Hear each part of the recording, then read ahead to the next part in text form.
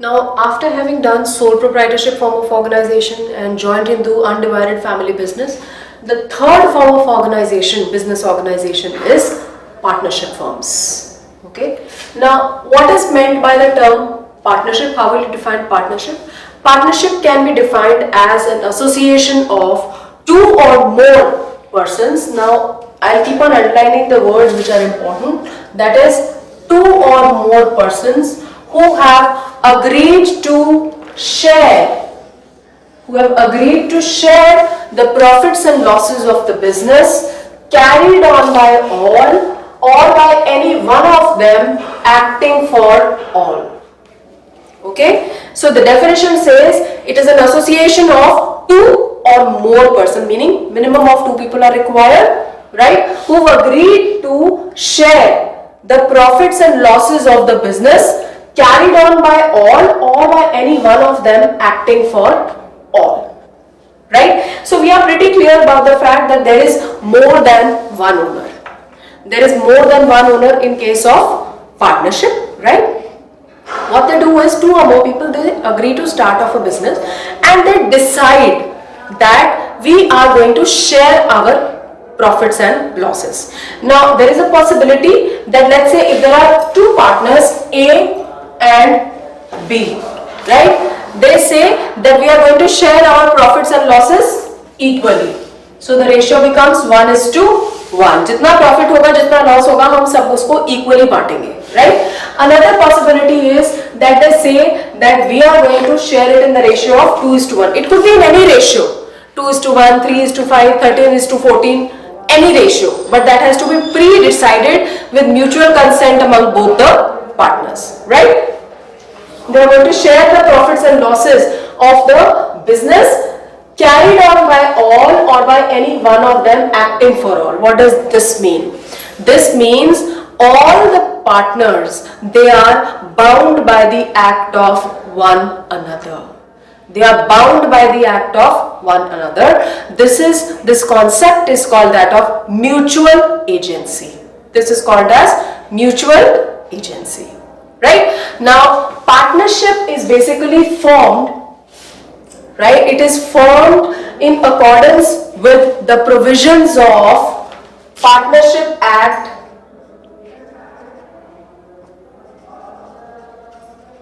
1932. It is formed in accordance to the provisions of Partnership Act 1932. Clear? Now coming to the features of partnership. First of all, formation. It is formed in accordance with the provisions of Partnership Act 1932. Right? It is very categorically, whatever procedural formalities are there in Partnership Act 1932, they are to be strictly adhered to. Second, liability of partners. ठीक है, तीन लोगों ने इकट्ठे अपने पैसे मिला के कोई बिजनेस शुरू किया, ठीक है, एक ने 1 लाख मिलाया, एक ने 2 लाख, एक ने 4 लाख, राइट, टोटल कैपिटल हो गई 7 लाख, ठीक है। अब इन्होंने आपस में डिसाइड किया कि हम सारे जो है ना अपने profits and losses equally share करेंगे, that is 1:1:1, right. Now liability of all partners in case loss हो जाता है पार्टनरशिप फर्म को और बिजनेस एसेट्स बेचने के बावजूद भी इनके पास कोई पैसे नहीं बचते, तो तीनों को अपनी पर्सनल प्रॉपर्टी बेचकर बिजनेस का लॉस पूरा करना पड़ेगा, बिजनेस की लायबिलिटीज पे ऑफ करनी पड़ेंगी, right? That means the liability of all partners is unlimited. Liability of all partners is unlimited, which means that even in the event of a loss, right, or in the event of non-payment of a business liability, even their personal assets can be utilized to pay the same, right? Then comes membership, right? Minimum of 2 members should be there in a partnership, right? 2 होंगे तभी partnership होगी, एक अकेला तो sole proprietor है, तो minimum of 2 members are required and maximum of 100. Maximum number of members is 100, be it banking or non-banking, maximum is 100. This has recently been changed under Companies Act 2013. Then comes your risk bearing. Unlike sole proprietorship form of organization, wherein sole proprietor was a single risk bearer, he was the sole risk bearer. Here, the risk, that is the profit or loss, is shared by the partners in the pre-decided profit sharing ratio. By the partners in the pre-decided profit sharing ratio. Whether it is a profit or it is a loss, it is to be shared amongst all the partners in the profit sharing ratio. Then comes your decision making. Now, again, in sole proprietorship form of organization, all the decisions were being taken by the sole proprietor single-handedly. Here, all partners in a partnership form of organization, all partners will have to mutually take the decisions. Meaning, final decision will be arrived only after all the partners have given their consent. Right? Then comes continuity of business. Now, continuity of the business, even in the event of death of a single partner also, the partnership stands dissolved. The partnership stands dissolved. Now, what does this mean? It means that if A, B and C are partners, right, C dies. A, B and C are partners, C dies, the partnership amongst A, B and C will come to an end. Now, if his son D is to be admitted in the partnership, a fresh partnership agreement will have to be worked out and a fresh partnership will be started between A, B and D. Right? So, there is, as soon as, in the event of death, lunacy, or bankruptcy of a particular partner, the partnership automatically stands dissolved. So, there is lack of continuity in business. Then comes mutual agency. This I have already explained here, that they have agreed to share the profits and losses of the business, carried on by all or by any one of them acting for all. This means that all the partners are bound by the act of one another. Let us say if A, B and C are partners, right? A and B were busy in some other meeting, so C alone went to meet up a new a prospective client, right? And he cracked the deal with him. He finalized the deal with him. But later on, उस deal की वजह से बहुत सारा नुकसान हो गया. उस डील की वजह से बहुत सारा नुकसान हो गया. तो ए और बी ये नहीं कह सकते कि सिर्फ सी ने जाके वो डील की थी, राइट? तो इसकी वजह से जितना भी नुकसान हुआ है वो सारा का सारा सी बियर करेगा. No, right? They will equally be liable for all the decisions taken by C. They will have to bear the loss. They will have to share the loss, right? Which is there because of that deal which was finalized by C. ठीक है?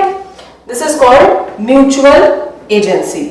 Then comes non-transferability of share.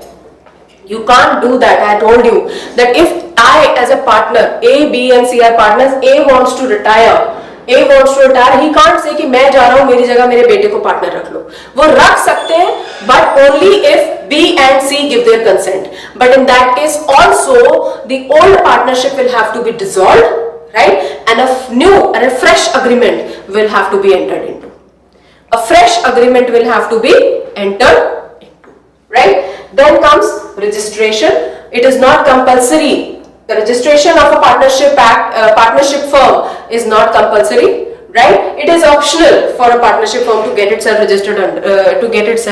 registered. But if it gets itself registered, there are certain advantages that it has, that it can sue and be sued in its own name, right? It can buy and sell property in its own name. Right? So there are definitely certain advantages. Now from the features only we can find out what are the merits and the demerits of a partnership firm. Number one, ease of formation and closure. Right? If 2 to 3 people, right, they are ready to enter into a partnership agreement, right, they can do so. Right? So after a partnership firm has been formed, right, and after a period of about 3 to 4 years, if they want to close the partnership firm and they all give their consent to the same, they can easily do so. Not many legal formalities are involved. Then balanced decision making. अभी तक हमने sole proprietorship में और joint Hindu family business में बोला, because it is a single man show. Right? In case of sole proprietorship, it's a sole proprietor. In case of joint Hindu family business, it's the karta. Right? हमने बोला कि managerial skills limited हो जाते हैं because they have to take all the decisions single-handedly. They may not be able to weigh all the pros and cons of all situations. Right? thereby taking wrong decisions. So here partnership firm, it stands at an advantage because there are more than one person. एक बात के बारे में अगर एक से ज्यादा लोग बैठ के डिसाइड कर रहे हैं, maybe I am able to think of two facets of a particular problem. The other person is looking at the problem from a different angle altogether, right? He's thinking of a problem from a different angle altogether. Fine.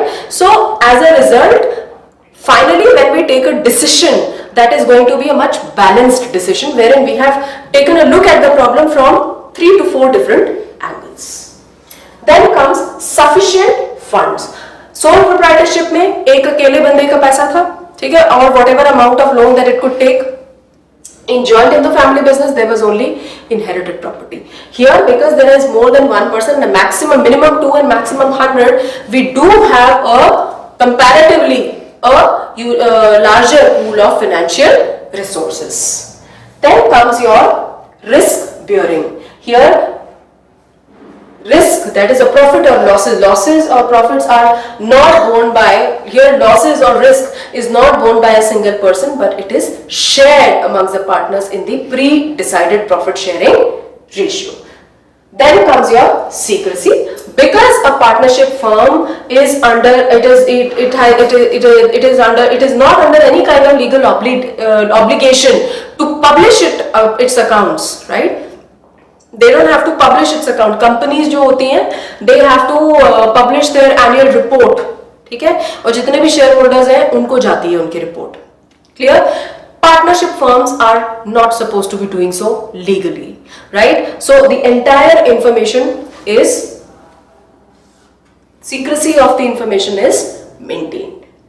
Coming to the demerits, unlimited liability. The liability of the partners is unlimited. That is, even their personal assets can be used to pay off their business liabilities. ये risk हमेशा रहता है कि अगर नुकसान हो गया तो मेरे पर्सनल एसेट्स भी यूज हो जाएंगे. सुना है, we have seen it in serials, we have seen it in movies. He was not able to pay, ठीक है, तो उसका घर जो था बैंक ने ले लिया, गाड़ी बैंक ने ले ली, सब कुछ बैंक ने ले लिया. क्या है? This is unlimited liability, right? That is personal assets have also been taken over to pay off his business liabilities. Secondly, limited resources. अब ये बड़ी हैरानी की बात आती है कि एक तरफ हम कह रहे हैं that sufficient funds because the number of members is more, and there we are taking it as a disadvantage. The limited resources because there is a limit on to the maximum number of partners, that is 100, right? But when we take it as an advantage, we are taking it as an advantage considering joint Hindu family and sole proprietorship. But when we say it's a disadvantage, we are taking it as a disadvantage comparing it with a company form of organization where there are lakhs and lakhs of shareholders. Clear? Then there could be a possibility of conflict. Wherever there are more than one person, there are going to be more than one point of view, right? It's not necessary that if A, B and C are partners, तीनों की सोच एक सी होगी और तीनों will always, all three of them are always going to be in consensus. Not possible, right? There are going to be conflicts. They may differ in their point of view. They may not be able to arrive at a decision, right? They may not be able to arrive at a consensus, which may lead to delay in decision making. Lack of continuity, because if out of 3 or out of 2, even a single person dies, the partnership automatically is dissolved, right? And a new partnership agreement has to be entered into.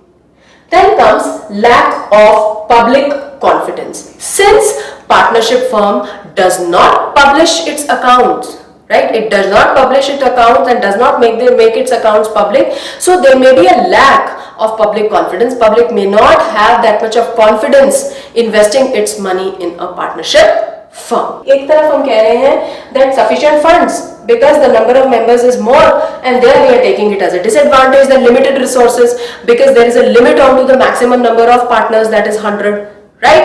But when we take it as an advantage, we are taking it as an advantage considering joint Hindu family and sole proprietorship.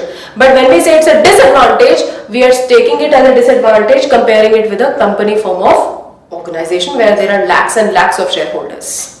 Clear? Then there could be a possibility of conflict. Wherever there are more than one person, there are going to be more than one point of view, right? It's not necessary that if A, B and C are partners, तीनों की सोच एक सी होगी और तीनों will always all three of them are always going to be in consensus. Not possible, right? There are going to be conflicts. They may differ in their point of view. They may not be able to arrive at a decision, right? They may not be able to arrive at a consensus, which may lead to delay in decision making. Lack of continuity, because if out of 3 or out of 2 even a single person dies, the partnership automatically is dissolved, right? And a new partnership agreement has to be entered into. Then comes lack of public confidence. Since partnership firm does not publish its accounts, right? It does not publish its accounts and does not make its accounts public. So there may be a lack of public confidence. Public may not have that much of confidence investing its money in a partnership firm. Now after this, let's come to the different type of partners, right? Depending upon the amount that they contribute in a partnership firm, right? Or the kind of role that they play in a partnership firm. Now, the first type of a partner that we are going to be talking about is, we are doing types of partners. First is active partner. Active partner is the one who contributes capital in the partnership firm, right, and takes part in the working or decision making process actively. He's a very active partner. He is very much part of the decision making process and he takes care of the day-to-day functions of a partnership firm, right? Second type of partner we say is a sleeping or a dormant partner. Sleeping or a dormant partner is the one who contributes capital, right, in the partnership firm, but he does not take part in decision making. He does not take any part in the decision making. वो सिर्फ अपना पैसा वहां पहुंचा देता है, उसका जो भी प्रॉफिट एंड लॉस है उसके पास आ जाता है, but he's got nothing to do with the decision making. Day to day affairs से उसका कुछ लेना देना नहीं है. He's called as a sleeping or a dormant partner, right? Then comes secret partner.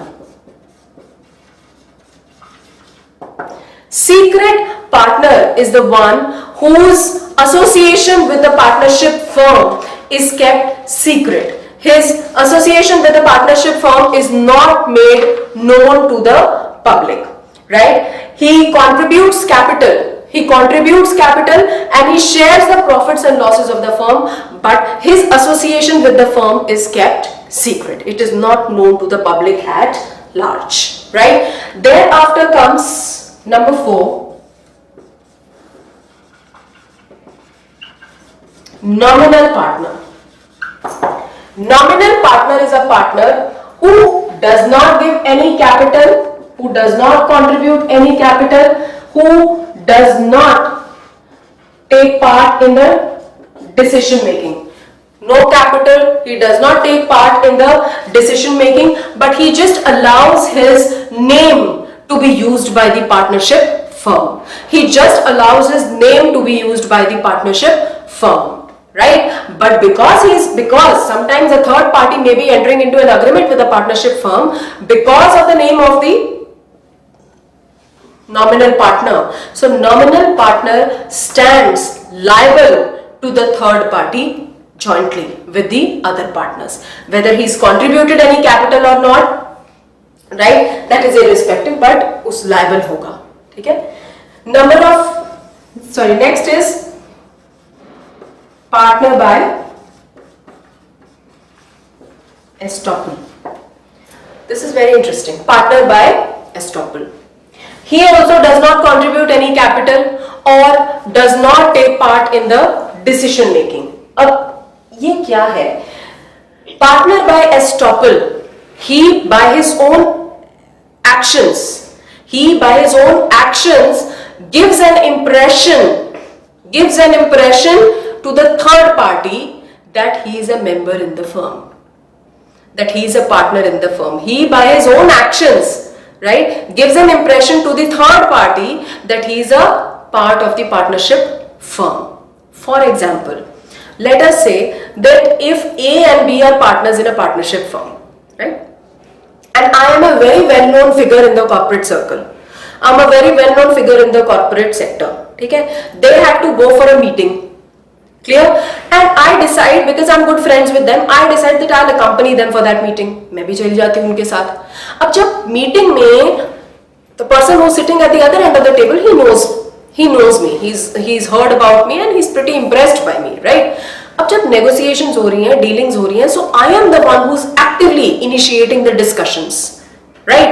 I am the one who's telling him about the profile of the company, profile of the partnership firm, and you know what all ventures we've been into and how successful it has been and the entire story, right? तो अब third party को क्या impression मैं दे रही हूँ that I am also a part of the partnership firm. I am also a part of the partnership firm. मैं भी शायद से उन्हीं में से एक पार्टनर हूँ. अब क्योंकि उसको बहुत फेथ है मुझ पे, क्योंकि राइट मेरा बहुत नाम है कॉर्पोरेट सर्कल में and he knows me pretty well, maybe he decides to enter into the deal because of me. ठीक है, मैंने उसको ऐसा इंप्रेशन दिया कि मैं भी एक पार्टनर हूं इनकी फर्म में, और उसी बेसिस पे उसने डील फाइनल कर दी. ठीक है, in such a case, in the event of a loss to the third party, I will stand jointly liable with the other two partners.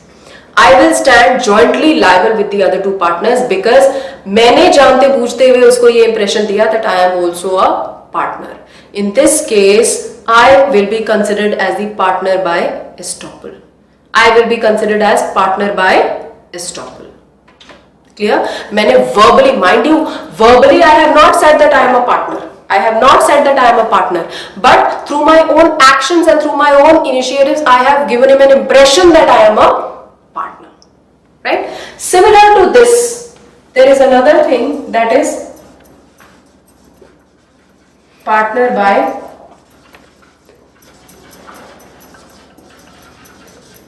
holding out. Partner by holding out. Now in this case, again let's take the same situation. A and B are partners, right? A and B, they are partners. C is a well-known figure. He is a well-known corporate personality. Right? Now again when they go for a meeting, they take him also. And all the while the meeting was going on, A and B, here it is the other way around, A and B gave the impression to the third party, that C is also a partner. And although I know I am C, okay, although I know that they are giving an impression that I am also a partner, and I choose to keep quiet. I allow myself to be presented as a partner. I kept quiet to that. So in this case, I will be called as a partner by holding out. Here also explicitly no one is saying. In both the cases, explicitly किसी में नहीं बोला जा रहा कि ये partner है, but it is only by the way of giving impression. First case में मैंने खुद ये impression दिया, दूसरे case में A और B ये impression दे रहे हैं, and I am allowing them to do that. In both the cases, partner by estoppel and holding out, both the partners will be held jointly liable. Right? Then coming to minor as a partner.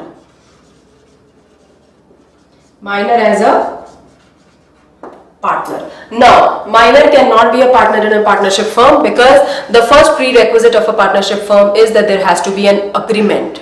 And for a person, minor is not capable of entering into an agreement, right? For a person can be capable of entering into an agreement only after he has attained the age of 18 years, right? Then, but however, he can be admitted to the benefits of partnership firm. But that too with the mutual consent of all the partners. his liability will be limited to the extent of the capital that has been contributed by him, right? And he definitely will not be a part of the decision making process because he is not capable of taking decisions as he is not attained the age of 18, right? Okay, now another thing that we have to talk about is partnership deed. हम बात कर रहे हैं profit sharing ratio की, हम बात कर रहे हैं कैपिटल कंट्रीब्यूशन की, राइट? हमने बात की conflicts amongst the partners, right? Now where are all these terms and conditions written? There is a document called as partnership deed, right?